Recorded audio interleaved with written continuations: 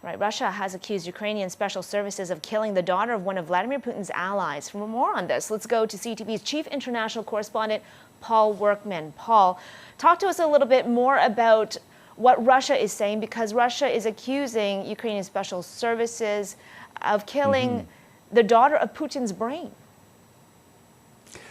Quite amazingly, the Russian intelligence services were able to solve this crime within about 24, 36, 48 hours. Very, very strong police work.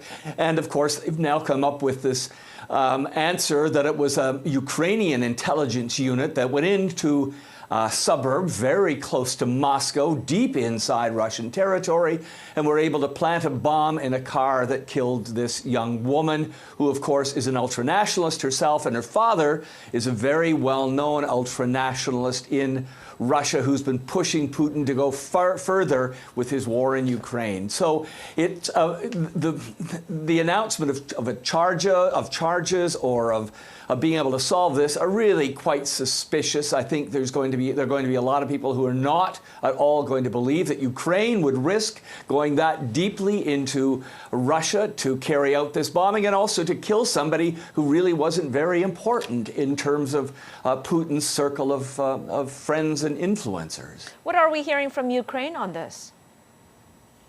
Ukraine absolutely denies that it had anything at all to do with this, and that seems far more believable. As I was just saying, why would Ukraine sort of risk a whole intelligence unit to go into Russia that deep to take out somebody that really hasn't had a huge effect on the conduct of the war?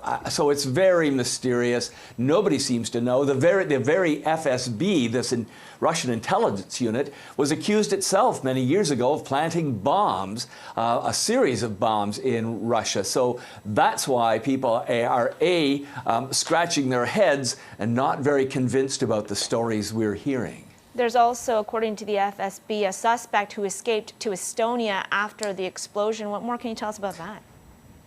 That's the interesting thing. Of course, the Russians are saying this was a Ukrainian woman who was responsible for guiding this attack, and she then escaped today or yesterday, whenever, to nearby Estonia. And the Russians are now saying, oh, look, there could be very serious consequences if you don't arrest that person and send her back to Russia. And of course, Estonia is one of the strongest nations in resisting Moscow in its war in Ukraine. So again, a really very fascinating mixture of intrigue and suspicion here. All right, CTV's Paul Workman reporting for us from London. Thank you so much.